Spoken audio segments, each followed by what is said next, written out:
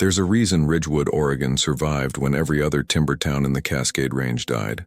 It wasn't better lumber. It wasn't highway access or federal subsidies or entrepreneurial spirit. It was a treaty, one that nobody outside our valley knew existed until 6 months ago, when the U.S. Army's 52nd Civil Affairs Battalion rolled into town with armored vehicles, satellite equipment, and orders to secure and assess anomalous territorial activity in our mountains. My name is Thomas Whitmore. For 37 years, I was Ridgewood's liaison, the person who maintained communication between our town of 400 and the 7 clans living in the high country above us, the mediator, the translator, the keeper of a peace so delicate that one wrong word could have shattered everything. I learned the role from my father, who learned it from his father, who established the original treaty in 1947 after a logging accident nearly triggered a war between our species. For 3 generations, my family has brokered coexistence between humans and what the outside world calls Bigfoot, but what we've always known as the people of the high country. They're not monsters. They're not cryptids. They're an intelligent, reclusive people who've occupied these mountains for longer than humans have recorded history. They have language, culture, family structures, and territorial boundaries. They have laws, traditions, and a sophisticated understanding of the ecosystem they've managed for millennia. And for 77 years, they've shared these mountains with us peacefully, based on mutual respect and carefully negotiated agreements that governed everything from water rights to hunting territories to what happens when someone crosses the boundary. Then, last October, a military surveillance satellite detected unusual thermal signatures and coordinated large mammal movement patterns in our watershed. The Pentagon's Emerging Threats Assessment Division flagged it for investigation. The Department of Defense classified our valley as a potential biological security concern, and the Army arrived with orders to document, assess, and secure whatever they found. I tried to stop it. I met with the battalion commander, Major Helen Ortiz, and explained, carefully, diplomatically, that military intervention would destabilize a decades-long peace, that some situations require diplomacy, not force, that exposure would endanger both the people and our town. She thanked me for the information and deployed her troops anyway. Within 3 weeks, the treaty was broken. Within 2 months, people were dead. Within 3 months, Ridgewood was under martial law.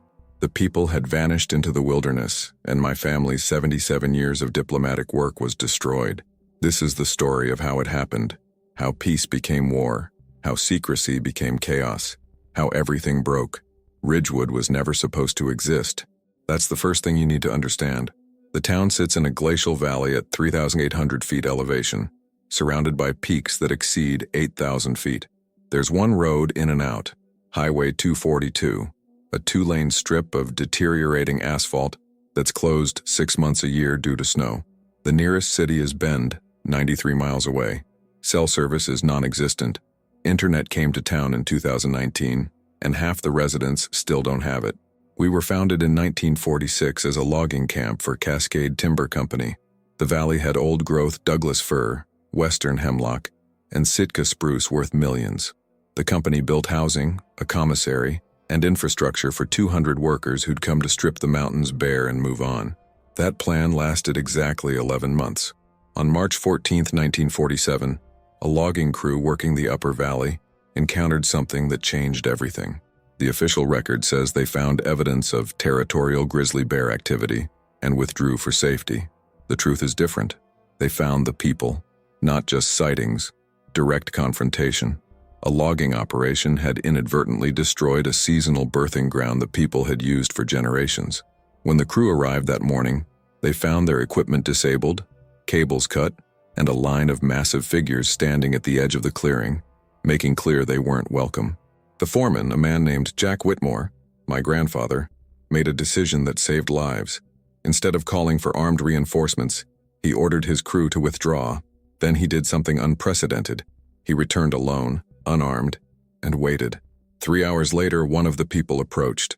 A male, approximately 7.5 feet tall, powerfully built, with graying hair that suggested advanced age.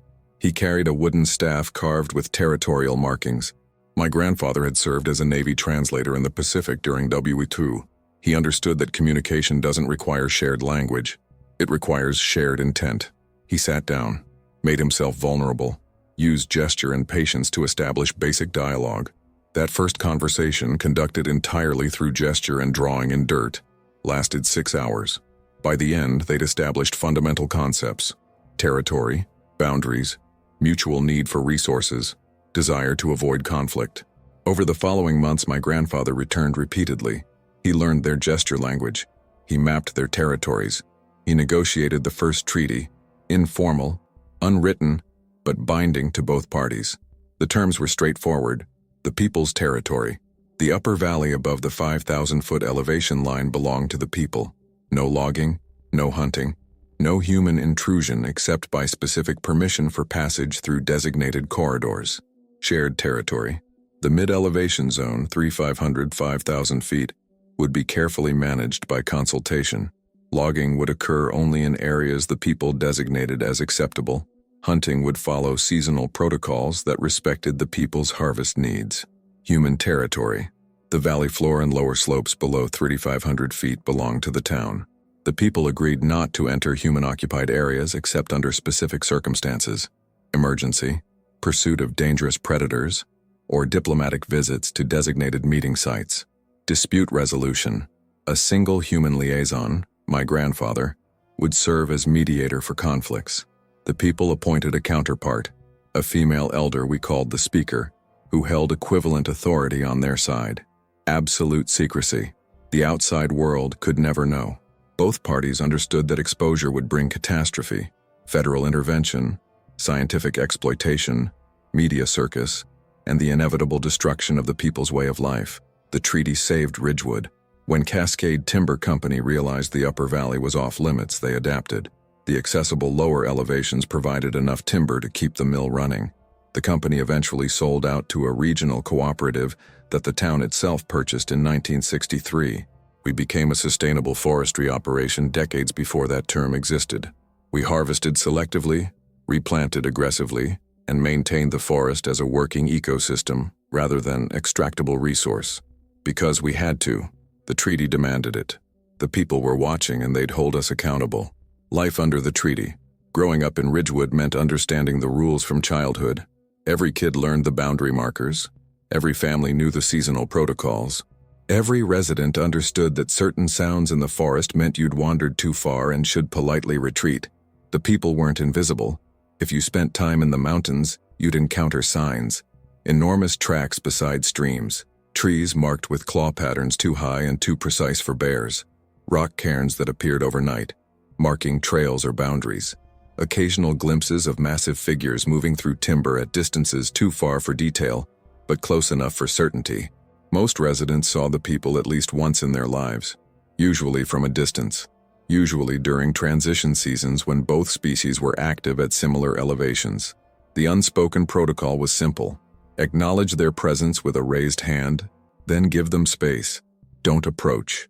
Don't photograph. Don't speak about it to outsiders. This wasn't fear-based. It was respect. They were our neighbors. Good neighbors maintain boundaries. The relationship wasn't just passive coexistence. The people actively participated in valley management. They controlled predator populations, keeping wolves, cougars, and bears from becoming problems for livestock. They managed elk and deer herds through their own hunting, which prevented overgrazing. They cleared deadfall that could fuel catastrophic wildfires. Several times they warned us about dangers: landslide risks, contaminated water sources, structural weaknesses in logging infrastructure. The warnings came through the liaison system, coded messages left at designated sites that my grandfather, then my father, then I learned to interpret. In return, we provided things they couldn't produce: medical supplies, metal tools, information about external threats like wildfire or unusual weather patterns. We protected their territory from encroachment. We deflected outside interest. It was a balanced relationship. Both species benefited. Both sides honored the agreement. For 77 years it worked perfectly.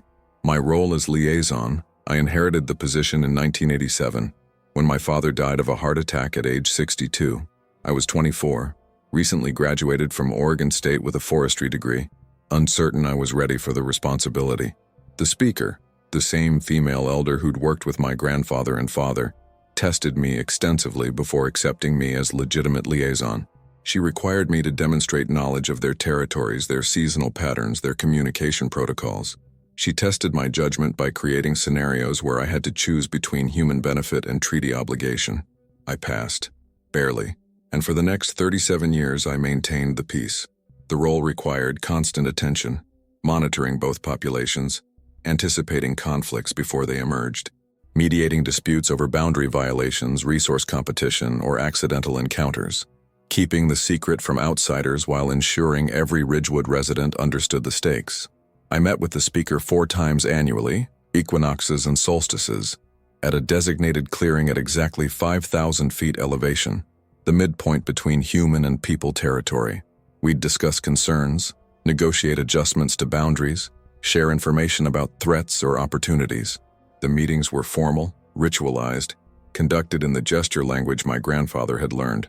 But over decades, they became more. The speaker and I developed genuine communication. Not friendship exactly. The cultural distance was too vast, but mutual respect that transcended species difference. She taught me about their society.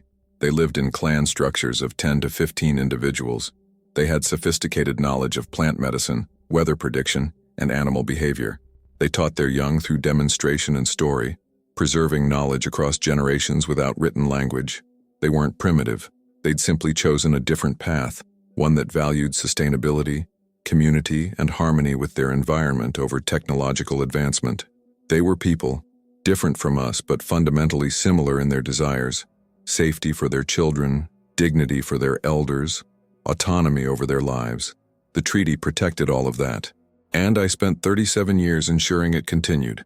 Then the army arrived and everything I'd protected died in a matter of weeks. The first indication of trouble came in September, 3 weeks before the military deployment. I was conducting routine boundary maintenance, checking the stone markers that indicated treaty zones, when I found something disturbing. Fresh boot prints. Multiple individuals, military-grade hiking boots, following a GPS track that led directly toward the upper valley. Someone had been surveilling the people's territory. Recently, systematically. I reported this to Ridgewood's town council that evening. 6 people, all long-time residents who understood the treaty's importance. Mayor Linda Chen was in her 3rd term. Her family 5 generations in Ridgewood. She took the threat seriously. Could be Forest Service, she suggested. New rangers who don't know the informal restrictions. Forest Service wears different boots. These were tactical. Military or law enforcement. Council member David Park, a Vietnam veteran, leaned forward. Tom, has there been any unusual air traffic? Drones? Satellites? Nothing I've noticed. But if they're using high-altitude surveillance, we wouldn't know until they showed up. Exactly. And 2 weeks later, they did. The arrival, October 15th, 6:47 a.m. I was having coffee when I heard the helicopters. 4 Black Hawks flying in formation, approaching from the south. They circled the valley once, a show of force, then landed in the high school football field. Within minutes, 24 soldiers deployed, establishing a perimeter with practiced efficiency. By 8 a.m., the town was effectively occupied. Soldiers at the highway entrance, communications equipment on the high school roof, a command post in the town hall, and Major Helen Ortiz, battalion commander, requesting an immediate meeting with town leadership. I attended as forestry manager, which was my official position. My role as liaison wasn't public record. Even most Ridgewood residents didn't know the full details. Major Ortiz was 40-something, career military, with the crisp competence of someone who'd deployed to hostile territories multiple times. She got straight to the point. For the past 6 months, satellite imagery has detected anomalous activity in this valley. Large mammal thermal signatures consistent with primates. Movement patterns suggesting coordination and intelligence. Population estimates between 30 and 50 individuals. We're here to assess whether this constitutes a security concern. Mayor Chen played dumb. We have elk, black bears, occasional cougar, nothing unusual. These signatures don't match known wildlife. They suggest an unidentified species, potentially an invasive species or undocumented population that could impact federal land management. Major Ortiz, I interjected carefully, the Cascade Wilderness is vast. Wildlife behaves in ways that satellite analysis might misinterpret. Mr. Whitmore, we've consulted with zoologists, primatologists, and intelligence analysts. The consensus is clear. There's something in these mountains that requires investigation. Our mission is observation and documentation. We'll be establishing monitoring stations throughout the valley. We expect full cooperation from local authorities. And if we refuse? Mayor Chen asked. This is federal land, ma'am. We don't require local permission, but we'd prefer to work cooperatively. Translation: cooperate or be circumvented. Emergency protocols. That afternoon, I hiked to the designated emergency meeting site, a specific rock formation that signaled urgent communication needed. I arranged stones in the pattern for external threat, immediate danger. The speaker arrived within hours. She was old now, probably in her 70s by my estimation, moving more carefully than in previous years, but her eyes remained sharp, her intelligence undimmed. I explained the situation using the gesture language we'd refined over decades. Military presence, many humans, technology that can see in darkness, coming into your territory to observe.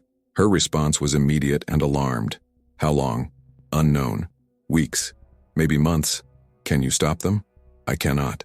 They have authority beyond my village's power. She studied me for a long moment. Then she gestured something I'd never seen before. Prepare for breaking. She meant the treaty. She was preparing her people for the possibility that the agreement couldn't be maintained. I will try to protect, I gestured desperately.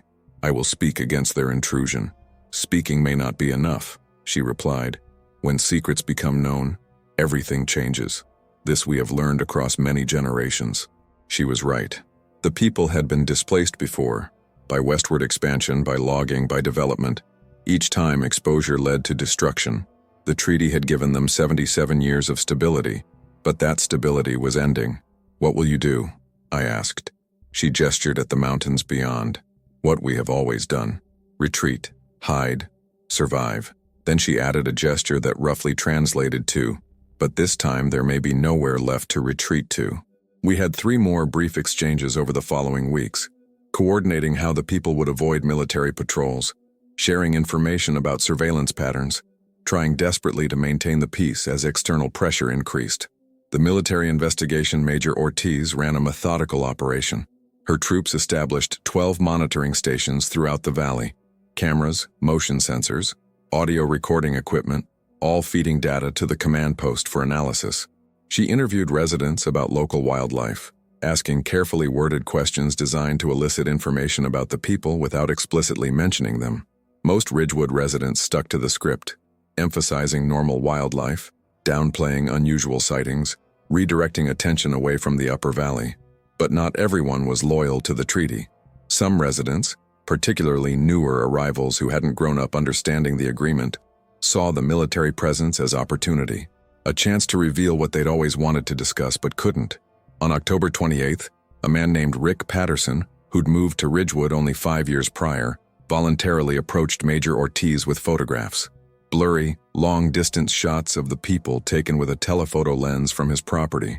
Patterson told her everything: the people's existence, the territory boundaries, the fact that town leadership knew and had actively concealed it. He framed it as civic duty, reporting a potential threat that local authorities had negligently ignored. Major Ortiz brought me in for questioning that evening. Mr. Whitmore, Mr. Patterson has made serious allegations. He claims there's an unknown hominid species living in these mountains, that your town has been aware of this for decades, and that you personally serve as some kind of intermediary. Is this accurate? I had seconds to decide. Maintain the cover story and be exposed as a liar when the military inevitably documented the people themselves, or tell the truth and try to shape how that truth was understood. I chose truth, with conditions. Major, what Mr. Patterson told you is essentially accurate, but his framing is wrong. These aren't animals or security threats. They're people, a distinct hominid species that's lived here longer than humans have occupied this continent. For 77 years, my family has maintained a diplomatic relationship with them. The arrangement has prevented conflict and protected both populations. Major Ortiz's expression didn't change, but I saw the calculation behind her eyes. She was reassessing everything: the mission parameters, the nature of the threat, the diplomatic implications. Mr. Whitmore, if what you're saying is true, why wasn't this reported to federal authorities? Because federal authorities would do exactly what you're doing now: deploy military assets, treat them as subjects to be studied rather than people to be respected. Transform a peaceful coexistence into a crisis. That's not your decision to make. Actually, Major, it was. The treaty predates federal wilderness designation. It predates modern conservation law. It's a private diplomatic arrangement that's harmed no one and benefited both species. Private diplomacy with non-human entities isn't within civilian authority. This is now a federal matter. And with those words, the treaty died.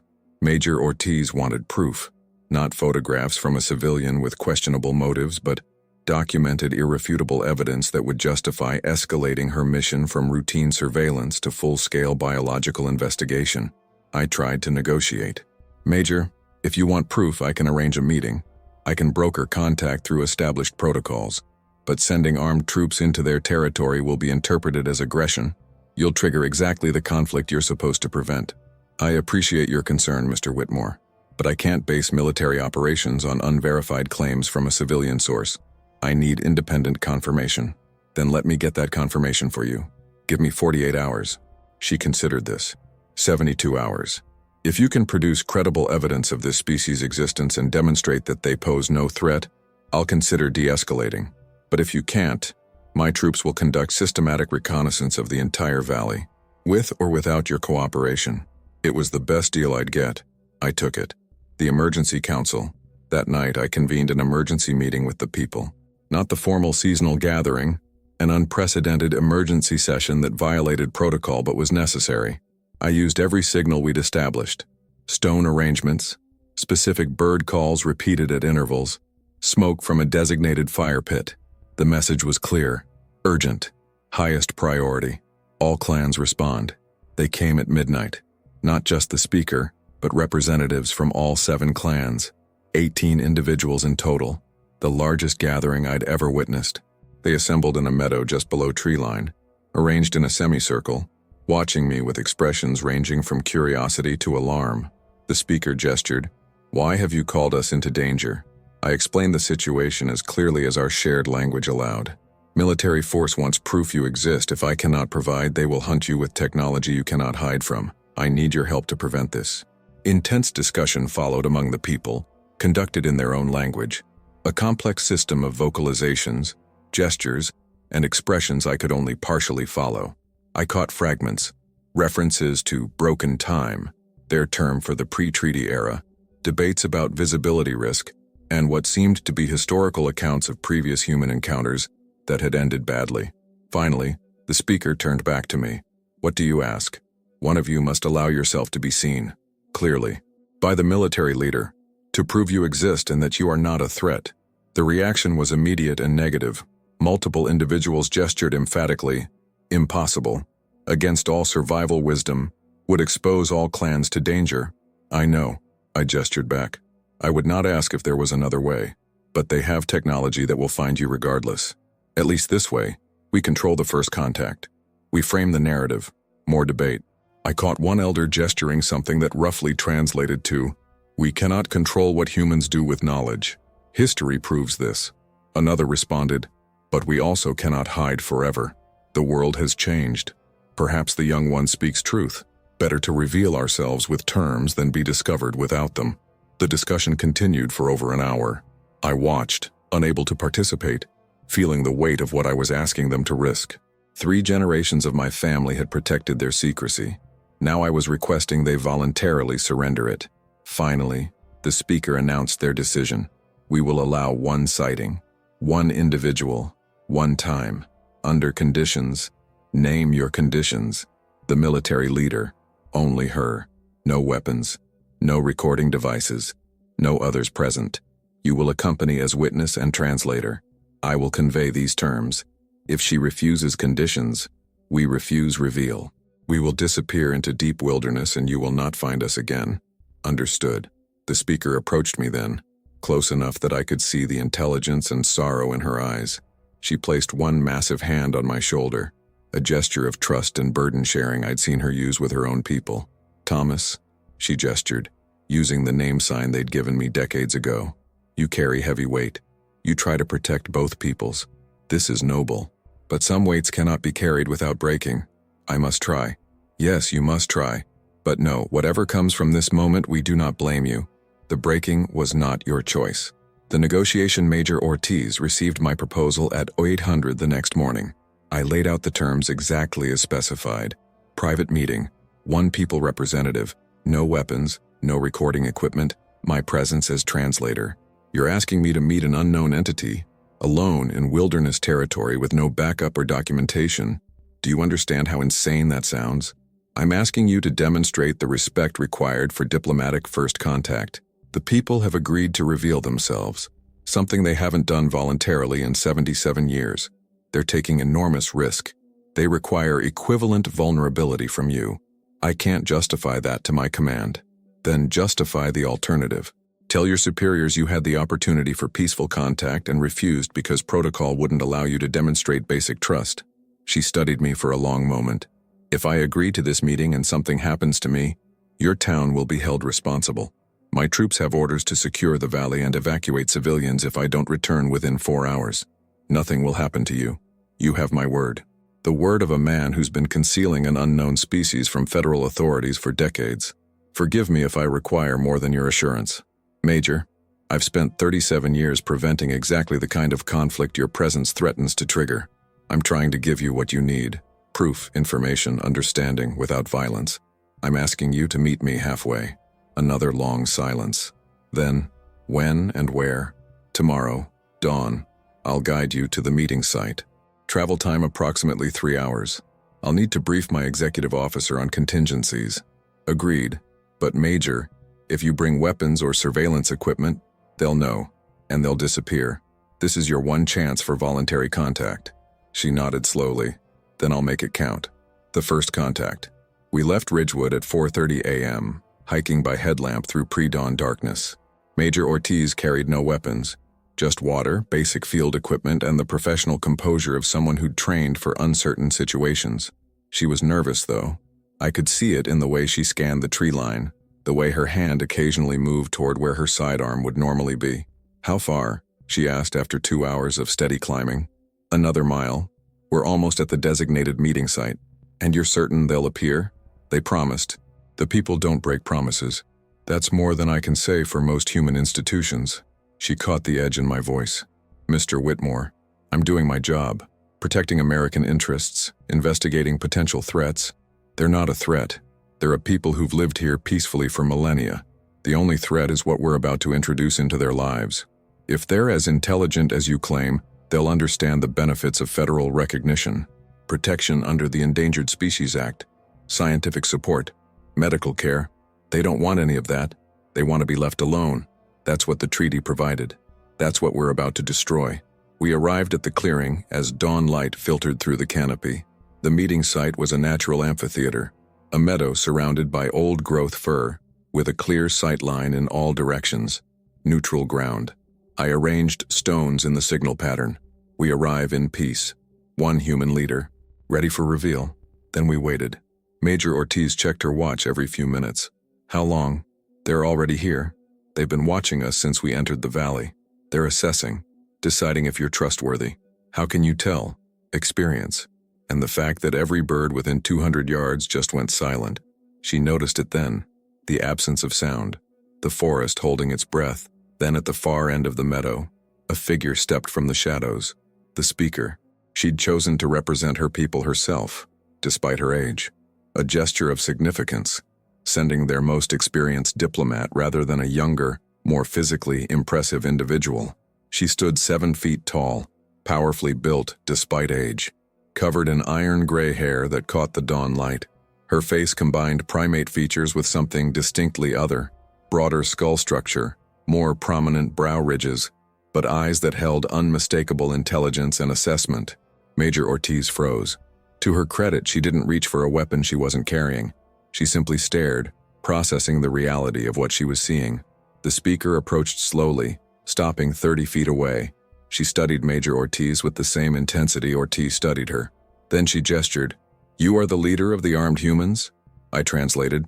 "She's asking if you command the soldiers." "Yes," Ortiz replied, her voice steady. "I'm Major Helen Ortiz, United States Army." I translated this into gesture language. The speaker responded with a series of movements I converted back to English. "She acknowledges your position. She is the speaker for the 7 clans of the High Country. She asks why you have brought armed humans into their territory, to investigate anomalous activity, to assess potential threats to national security. When I translated this, the speaker's response was immediate and emphatic. I struggled to convey the nuance. She says her people pose no threat. They've lived here in peace for longer than your nation has existed. The treaty with this valley's humans has kept both peoples safe for 3 generations. She asks why you seek to disturb this peace. Ortiz met the speaker's gaze directly. Because peace built on secrecy is fragile. Because my government can't protect what it doesn't acknowledge. Because if you exist, the world has a right to know. The speaker's response was a single, devastating gesture that I'd never seen before but understood intuitively. The closest translation: your kind believes knowing is owning. This is why we hide. The meeting lasted 2 hours. Major Ortiz asked questions through me as translator. The speaker provided careful, limited answers. It was diplomatic dance. Ortiz seeking as much information as possible. The speaker revealing just enough to establish credibility while protecting critical details. By the end, Ortiz had learned the people consisted of 7 extended family groups, clans, totaling approximately 43 individuals. They were omnivorous hunter-gatherers with sophisticated plant knowledge and tool use. They had occupied these mountains for longer than the tallest trees have lived, possibly thousands of years. They were aware of human expansion and had adapted by retreating into increasingly remote territories. The treaty with Ridgewood was one of the few successful long-term coexistence arrangements they'd ever established with humans. What Ortiz didn't learn: specific territory boundaries, den locations, clan structures, or anything that could be weaponized against the people. As we prepared to leave, Ortiz asked one final question: what do you want? If the federal government acknowledges your existence, what would you ask for? The speaker's response was immediate: to be left alone, to live as we have lived, to raise our children in the old ways, to die in the places our ancestors died. I translated, adding my own emphasis. They're not asking for recognition, Major. They're asking for continued invisibility. They understand that federal acknowledgement would bring exactly what they've spent millennia avoiding: human interference in their lives. Ortiz was quiet during the 3-hour hike back. When we finally reached the valley floor, she said, I need to make a recommendation to my command. It's going to take 48 hours. I'd like you available for consultation. What are you going to recommend? I don't know yet. What I saw today, it changes the calculus. These aren't animals.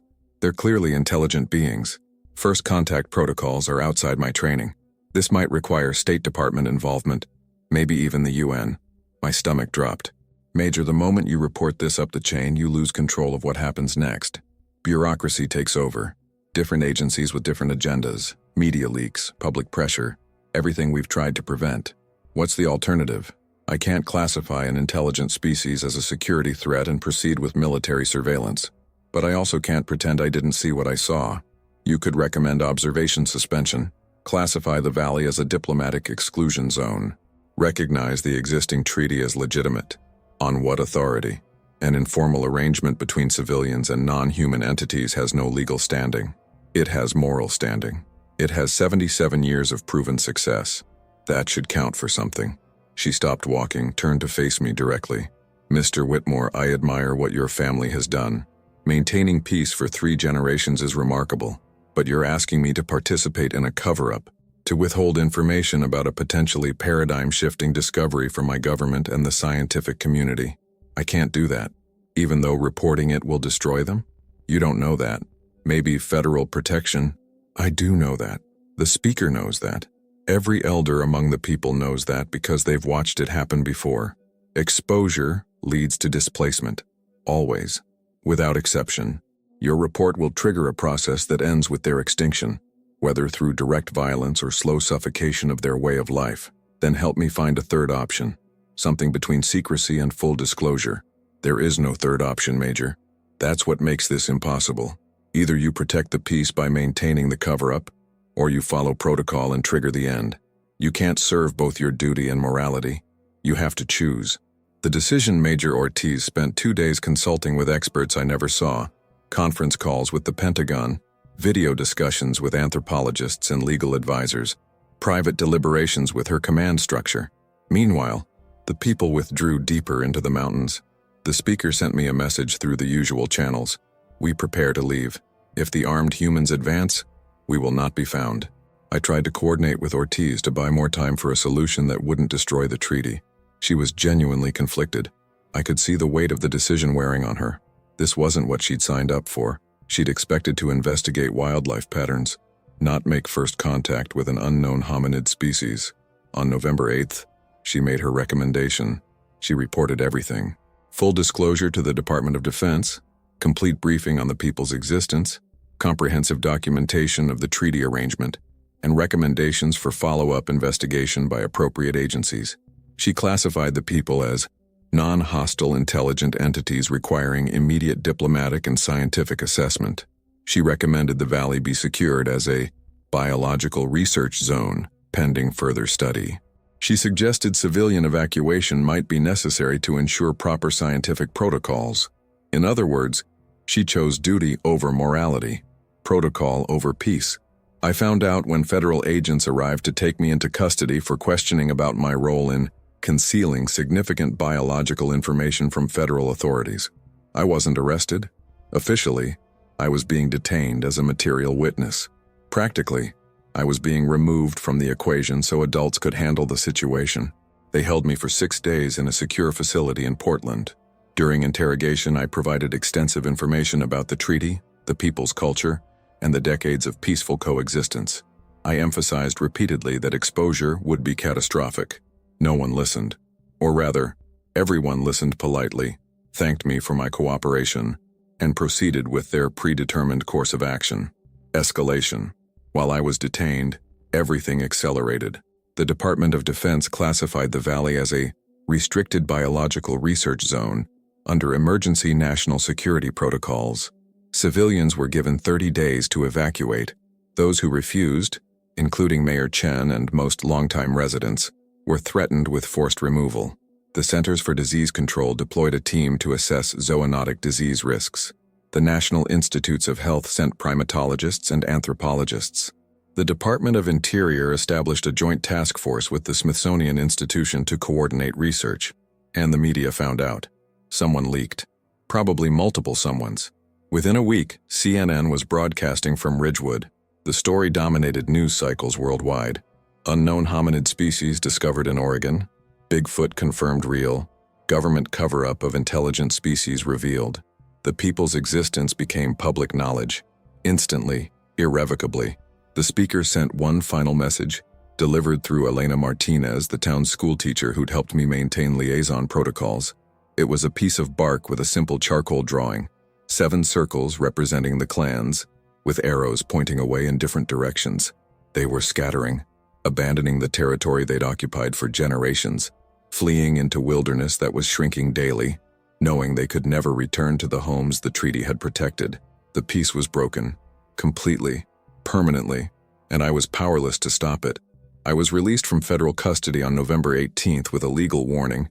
I was not to speak publicly about the people without government authorization. I was to make myself available for ongoing consultation. I was effectively gagged and placed under permanent surveillance. I returned to Ridgewood to find my town transformed. Military checkpoints, satellite trucks, temporary housing for researchers. The high school had been converted into a federal operations center. The streets were full of strangers, and my neighbors looked at me with betrayal in their eyes. To them, I'd failed. I'd broken the treaty by bringing the military into direct contact with the people. Never mind that I'd been trying to prevent worse outcomes. The perception was clear. I'd chosen to cooperate with authorities rather than protect the peace at all costs. Mayor Chen was the only one who would speak to me. We met privately at her house away from surveillance. "They're gone, Tom. All of them. We've checked every traditional site. The seasonal camps, the birthing grounds, the gathering places. Empty, like they were never there. They're still in the mountains. Deeper, in places we've never mapped. For how long? You've seen the research plan. They're proposing to grid search the entire Cascade Range. Motion sensors every quarter mile. Drone surveillance. DNA collection from water sources. They're going to find them eventually. I know. So what was the point? 77 years of protection, and it ends with federal occupation anyway. Maybe if you'd refused to cooperate, if you'd stonewalled the military, they would have given up and and done exactly what they're doing now, but with even less understanding and more potential for violence. Chen, I made a calculation. Bring Ortiz into contact under controlled circumstances. Prove the people were peaceful. Hope she'd recommend minimal intervention. It didn't work. She chose to report rather than cover up, and I can't even say she was wrong from her perspective. She had duties that conflicted with ours. Chen leaned back, exhausted. The federal government is buying out residents, offering generous compensation for properties. Most of the newer families are taking it. Even some of the old families are considering. They're talking about reducing the town to 50 residents or fewer, basically creating a research outpost. What are you going to do? Stay. This is my home. My family built this town. I'm not abandoning it just because the government wants to turn it into a laboratory. She looked at me directly. What about you? I made a promise to my grandfather, to my father, to the speaker. I failed to keep the peace, but maybe I can limit the damage. The people still need someone who understands them, who can translate their interest to researchers who see them as specimens. They won't want you. The people, I mean. You exposed them. I know. But obligation doesn't end just because it becomes uncomfortable. The research program. The federal research program launched in December with a budget of $40 million and a staff of over 100. They established Camp Pioneer, a permanent research facility in what had been neutral territory between human and people zones. The official mission was comprehensive biological, anthropological, and ecological assessment of an undocumented hominid species. The practical reality was an occupying force attempting to study a people who didn't want to be studied. I was retained as a consultant, which meant I attended briefings where anthropologists discussed the people using clinical terminology that stripped away their personhood.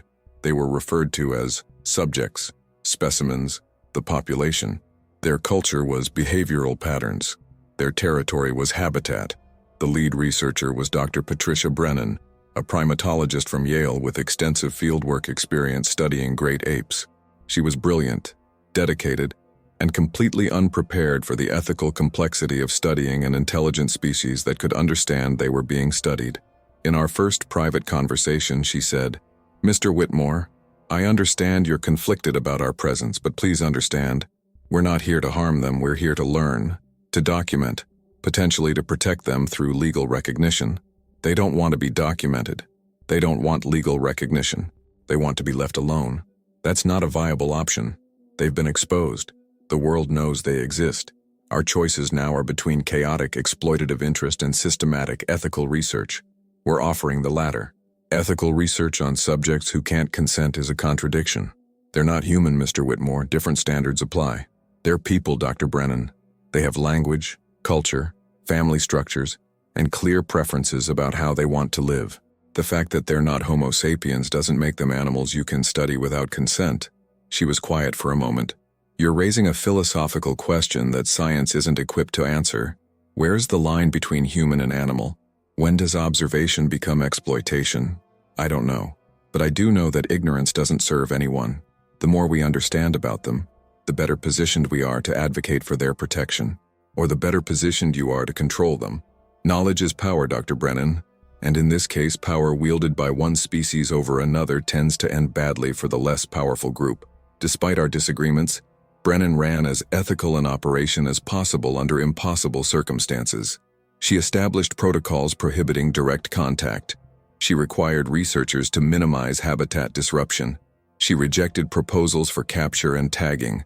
But even ethical research is surveillance. And surveillance, no matter how well-intentioned, is a form of control. The people's response. The people adapted in ways that frustrated researchers and filled me with sad admiration. They became ghosts again, present but undetectable, watching without being watched. They altered their patterns to avoid sensor grids. They moved primarily during weather events when thermal imaging was unreliable. They cached food in locations researchers would never think to check. They developed what seemed to be a system for jamming or confusing motion sensors.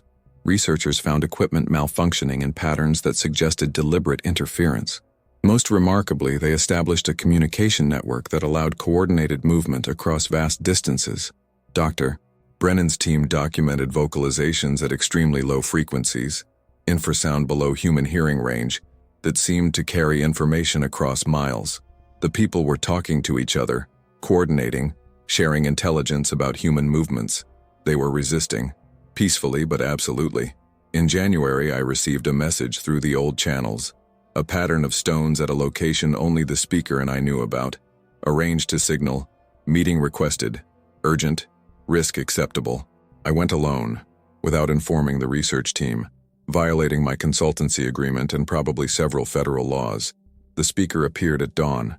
She'd aged visibly in 3 months, the stress showing in her movements, her expression. But her eyes still held fierce intelligence. "Thomas," she gestured, "you tried to protect us. This we know. The outcome was not your choosing. I failed you. I failed the treaty. I am deeply sorry." She made a gesture that roughly translated to acknowledged but not requiring. Then, "We are leaving. Not just this valley. Leaving all human territories. Going to the deep wilderness where machines cannot follow. This is final. Where will you go? North, beyond the borders of your nation. Into lands still wild enough to hide us. It will be difficult. Many will die. But staying means slow death anyway. Death of culture. Death of freedom. Death of who we are. Can I help?" She studied me. "Yes. One thing. Stop them from following. Use your knowledge to give us time. Create confusion about our direction, our numbers, our destination. Give us space to disappear. I will try. We know." She reached into her pouch and pulled out a small carved figure, a human and one of the people, standing side by side. She placed it in my hand. "3 generations of your family kept faith with us. This we remember. This we honor. Tell your children. The treaty was real, was good, was worthy. What ended it was not failure of faith but change in world. Some things cannot be protected forever." I couldn't respond, couldn't gesture, could only stand there holding the carving as she turned and disappeared into the forest for the last time. The public response to the people's confirmed existence was predictably chaotic. It revealed every aspect of human nature, the best and worst of what our species is capable of. The scientists, anthropologists, primatologists, and evolutionary biologists descended on Oregon like locusts. Everyone wanted access to the discovery of the century. Conferences were organized, journals published special issues, academic careers were built on speculation about the people's taxonomy, evolution, and relationship to modern humans. But almost none of them could actually study the subjects they theorized about, because the people had vanished. So instead they studied absence. Abandoned sites, environmental DNA, second-hand accounts. It was scholarship built on ghosts. The religious, multiple denominations issued statements about the theological implications. Some argued the people were unsouled beings deserving full moral consideration. Others claimed they were animals, created separate from humanity's sacred lineage. A few fringe groups declared them demonic or angelic entities. The Evangelical Council of North America published a 400-page document debating whether the people descended from Adam. The Vatican established a commission to study the question. Jewish scholars debated whether they were subject to Noahide laws, as if the people needed permission from human theology to exist with dignity. The corporations. Within weeks, merchandising began. Bigfoot verified, t-shirts, documentary deals. Tour companies offering authentic Cascade wilderness experiences.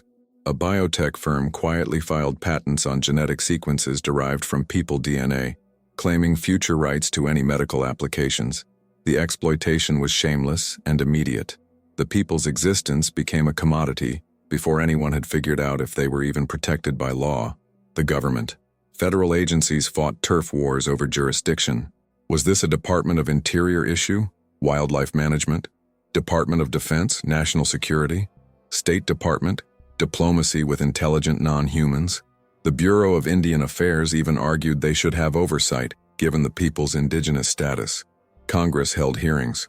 Senators grandstanded about American exceptionalism and our nation's unique ability to discover and protect lesser-known species. Representatives introduced contradictory bills, some proposing sanctuary zones, others opening the territory to managed research, a few even suggesting limited hunting seasons. The bureaucratic chaos would have been funny if it wasn't determining the fate of an entire people. The public. Opinion polls showed Americans deeply divided. 53% wanted federal protection for the people. 28% thought they should be managed like other wildlife. 12% claimed to believe they didn't exist despite documentation. 7% wanted them classified as endangered and granted human rights.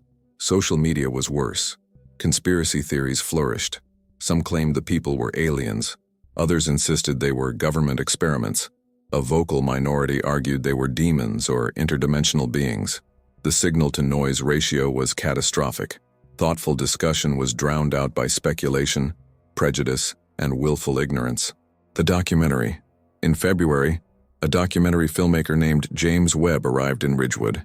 He'd made acclaimed films about endangered species and seemed genuinely interested in telling the people's story responsibly. I agreed to be interviewed, hoping to shape public understanding toward protecting rather than exploiting the people. The interview took place at the abandoned seasonal meeting site, the clearing where my grandfather had first negotiated peace 77 years earlier. Mr. Whitmore, you've been the liaison between humans and the people for 37 years. What should Americans understand about them? That they're people, not animals, not specimens. They have culture, language, family bonds, and preferences about how they want to live. They've chosen isolation not because they're primitive, but because they understand human nature well enough to know that contact usually ends badly for the less powerful group. Some scientists argue that federal recognition could protect them. Federal recognition means classification. It means becoming subjects of study, sources of data, exhibits in humanity's ongoing attempt to catalog and control nature. The people don't want protection that comes with that price. But without legal status, they have no rights. They have the rights that come from being intelligent, sentient beings. Those rights exist whether or not human legal systems acknowledge them. The problem isn't lack of recognition. The problem is that we've created a world where privacy is impossible, where undisturbed existence is seen as wasted potential, where everything must be known, documented, and incorporated into human frameworks. Webb leaned forward. What would you say to people who argue that the treaty was wrong? That concealing the people's existence deprived humanity of incredible scientific knowledge? I'd say they're measuring wrong values. Science isn't the highest good. Knowledge isn't automatically valuable. Sometimes ignorance is gift. It allows space for others to exist on their own terms. The treaty gave the people 77 years of peace. That was worth every scientific paper never written, every discovery never made. And now that peace is over, now we'll discover whether humanity has evolved enough to share the world with other intelligent species, or whether we're still fundamentally colonial, unable to encounter difference without trying to control it. The documentary, titled The Last Treaty, aired on PBS in March. Webb had kept his word. It was respectful, thoughtful, emphasizing the people's personhood and the ethical complexity of the situation. It was also incredibly popular. 15 million viewers, extensive media coverage, a Peabody Award, and it made absolutely no difference to the people's situation. Public sympathy didn't translate to policy change. Understanding didn't produce protection. The documentary entered the cultural conversation and faded, leaving behind the same military occupation, the same research programs, and the same fundamental indifference to the people's autonomy. The violence. In March, the inevitable happened. A trophy hunter named Marcus Reeves entered the Cascade Wilderness with the specific intent to kill one of the people. He was a wealthy Texan with a record of controversial hunts: polar bears, black rhinos, endangered mountain gorillas in Rwanda. He saw the people as the ultimate trophy, intelligent, rare, legally ambiguous. He spent 3 weeks tracking signs, using insider information from researchers who'd grown careless about security. On March 23rd, he found a young male, maybe 16 years old in human terms, foraging near a remote creek. Reeves shot him with a .338 Lapua Magnum from 400 yards. Clean kill, instant death. He approached the body, took photographs, and extracted tissue samples. Then he heard the screaming. 4 adults emerged from the forest, the victim's family. They didn't attack Reeves directly, but they surrounded him, blocking escape, making vocalizations he later described as grief mixed with rage. Reeves panicked, fired warning shots. The family didn't retreat. He called for helicopter extraction on his satellite phone. Within an hour, federal agents arrived and arrested him. The body was recovered and became evidence in what would be the first homicide trial for killing one of the people. The family stayed nearby during the extraction, watching, making sure their son was treated with dignity. Then they vanished back into the wilderness. The incident changed everything. It proved the people were vulnerable to violence. It demonstrated that legal ambiguity created danger.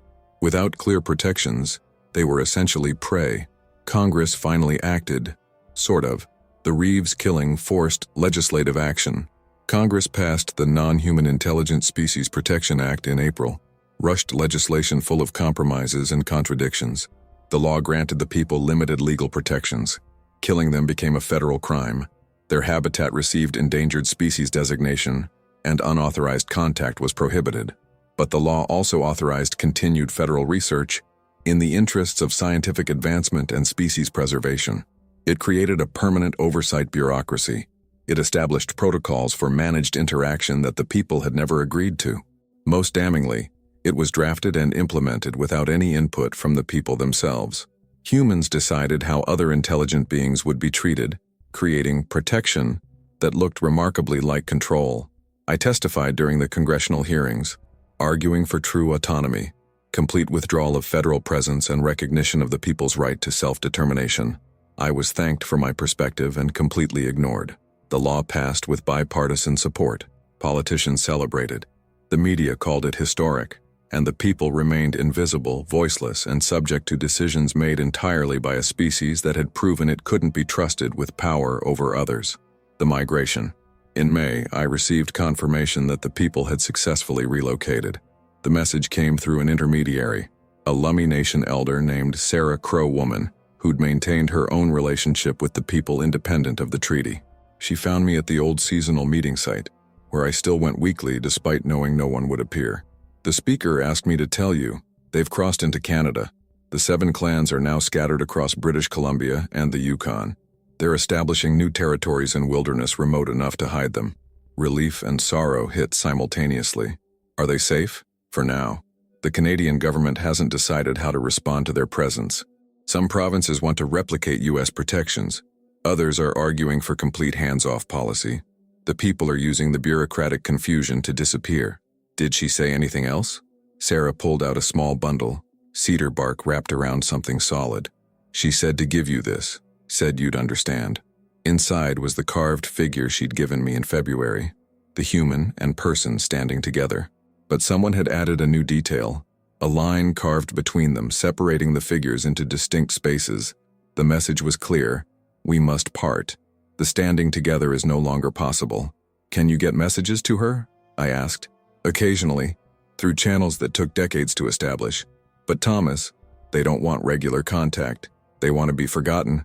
That's their survival strategy now. Then tell her this if you get the chance. The treaty was the proudest work of my family. 3 generations keeping faith with people who trusted us.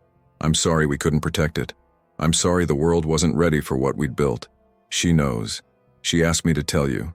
The treaty succeeded. 77 years is longer than most human peace agreements last. That the ending was hard doesn't erase that the middle was good. The trial Marcus Reeves went on trial in federal court in July. The prosecution charged him with first-degree murder. The defense argued he'd killed an animal during a legal hunt on federal land. The entire trial hinged on one question: were the people human enough to be protected by murder statutes, or were they animals subject only to wildlife regulations? I testified for the prosecution. So did Dr. Brennan, presenting evidence of intelligence, language, and culture. Anthropologists testified about tool use, social complexity, and moral reasoning. The defense brought their own experts. An evolutionary biologist who argued that genetic distance from Homo sapiens meant the people were a separate species outside human legal protections. A philosopher who claimed that legal personhood required specific cognitive capacities the people hadn't demonstrated. A hunting advocate who testified that Reeves had reasonably believed he was shooting an unknown animal. The jury deliberated for 6 days. They returned a compromise verdict: guilty of reckless killing of a protected non-human entity. Not murder. That would have required acknowledging the victim as fully human. But not simple poaching either. Reeves received 15 years in federal prison. His lawyers immediately appealed. The verdict satisfied no one. Activists wanted murder charges to stick. Hunters' rights groups wanted acquittal. Scientists debated the taxonomic implications. And the people whose young male had been killed had no voice in any of it. The victim didn't even have a name in the court record. He was Doe Subject Number 1, evidence in a human legal proceeding, not a person whose death deserved justice. The exodus. By summer, Ridgewood's population had dropped to 43 residents. Most were federal personnel. Only 7 of us were original treaty families, staying out of stubbornness or obligation or inability to imagine living anywhere else. The town had become a research outpost. Camp Pioneer expanded to accommodate permanent staff. The high school reopened as an educational facility, teaching researchers about the people's culture, ecology, and history that they'd destroyed through exposure. I worked as a consultant, but my role was increasingly ceremonial. The researchers didn't need me anymore. They documented abandoned sites, collected genetic samples, and built comprehensive databases about the people without ever successfully observing them directly. They'd turned living people into archived data. Mission accomplished. In August, Mayor Chen died. Heart attack, probably stress-related.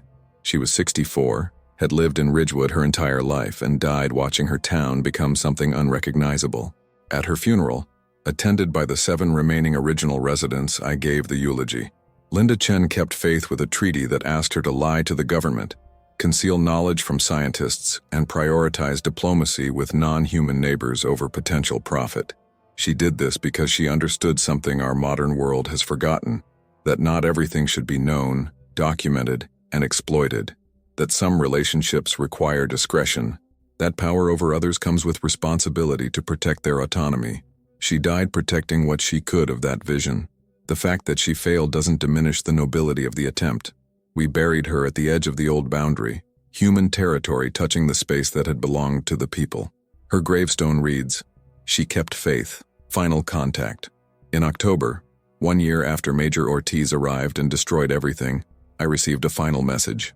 I'd continued my weekly visits to the meeting site despite knowing they were futile, but on this particular morning, I found stones arranged in the familiar pattern, with one addition, a piece of bark with a charcoal drawing.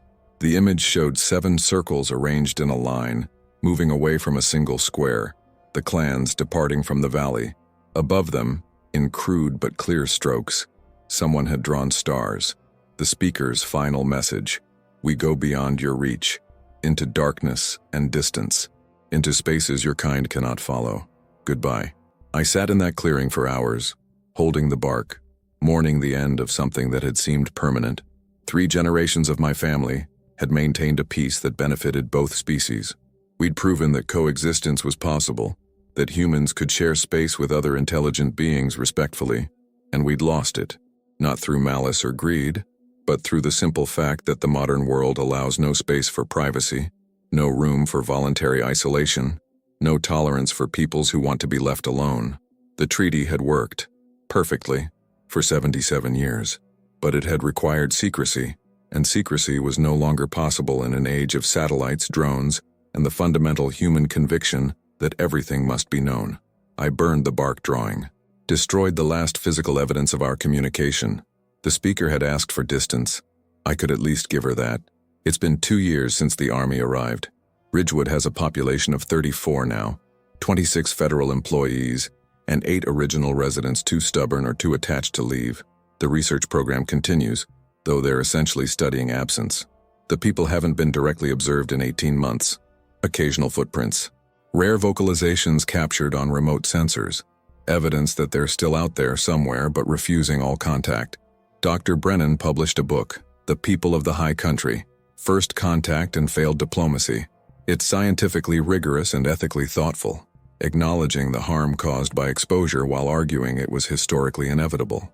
She's probably right, but inevitability doesn't excuse complicity. Major Ortiz received a commendation for successful execution of investigative protocols in unprecedented situation.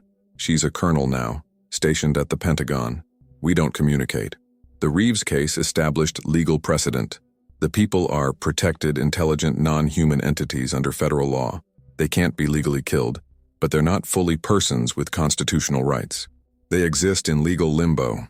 Not quite human, not quite animal, not quite anything with clear standing. Marcus Reeves serves his sentence in a federal facility. He's become a cause célèbre for anti-regulation activists. His legal defense fund has raised over $2 million. The young male he killed still has no name in any official record.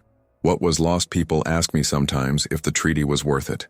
If 77 years of peace justified the deception, the concealment, the choice to withhold knowledge from the world. My answer, yes, unequivocally. We gave the people 3 generations of safety, 3 generations where they could raise children without fear, where they could practice their culture undisturbed, where they could exist on their own terms, rather than as subjects of human curiosity. That was worth every lie, every concealment, every bit of knowledge never shared.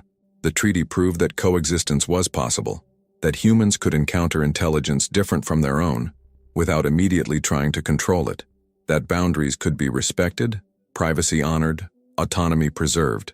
We showed it could be done. For 77 years we showed it could work. That the ending was tragic doesn't erase that the middle was good. What remains? I'm 61 years old now. My daughter Maya is 28, born into the treaty, raised understanding its importance, trained to potentially succeed me as liaison. That role no longer exists.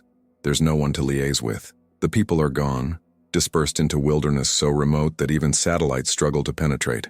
They've returned to being myth, stories told around campfires, conspiracy theories on internet forums, grainy photographs analyzed by true believers, which is, perhaps, the best outcome available now. Better to be dismissed as legend than documented as specimens. Maya works for a native rights organization, advocating for tribal sovereignty and self-determination. She sees parallels between the people's displacement and the historical treatment of indigenous humans. She argues that the same colonial impulse that destroyed Native American autonomy destroyed the treaty. The fundamental inability to accept that others might want to live differently, might value different things, might choose isolation over integration. She's carrying forward what my family tried to protect, even though the specific people we protected are gone. The legacy Ridgewood will eventually disappear. The federal research program will wind down as funding dries up and the people remain stubbornly unobservable. The scientists will publish their papers and move on. The bureaucrats will close the files and declare the mission accomplished. The buildings will decay. The roads will be reclaimed by forest. In 50 years, Ridgewood will be another ghost town, another story about extraction economics and failed communities. But people will remember that something happened here, that for 77 years 2 intelligent species lived side by side peacefully, that treaties don't require governments or written laws, just mutual respect, clear boundaries, and the wisdom to know that some differences can't be bridged, only honored from a distance. I keep 3 objects on my desk: the carved figure showing human and person standing together, a photograph of my grandfather at the first seasonal exchange, and Mayor Chen's funeral program with her epitaph visible, "She kept faith." Those objects tell the story of the treaty better than any official history. They represent 3 generations of humans who chose diplomacy over domination, secrecy over fame, and protection over exploitation. We failed in the end. The army arrived. The secrets broke. Everything we'd built collapsed under the weight of federal authority and public curiosity. But we tried. For 77 years we tried. And for those 77 years we succeeded. That has to mean something. Final testimony. If you're reading this years from now, searching for understanding about what happened in Ridgewood, here's what you need to know. The people were real. They were intelligent, cultured, and capable of sophisticated diplomacy. They chose isolation not from fear or ignorance, but from experience. They understood what happened when less powerful groups encountered more powerful ones. The treaty was real. It worked. It provided 77 years of peaceful coexistence that benefited both species. It proved that humans could share space with other intelligent beings if they prioritized respect over curiosity. The ending was not inevitable. Different choices could have been made. Major Ortiz could have recommended discretion. The Pentagon could have classified the valley as diplomatically protected. Congress could have recognized the treaty's legitimacy and withdrawn federal presence. None of that happened because institutions don't value diplomacy with non-human intelligences. They value control, documentation, and incorporation into existing frameworks. The people survived by disappearing. They're out there still, probably, scattered across wilderness so remote that technology struggles to penetrate. They've returned to their ancient survival strategy: avoid humans, move constantly, leave no traces, and hope the world forgets you exist. I hope they succeed. I hope they find mountains wild enough to hide them. I hope they rebuild their culture beyond human reach. I hope the next time, if there is a next time, humans discover intelligent non-human neighbors. We've learned enough to do better, but I doubt it. History suggests we'll make the same mistakes. Assert authority, demand knowledge, transform living people into data points and research subjects, because that's what we do. It's what we've always done.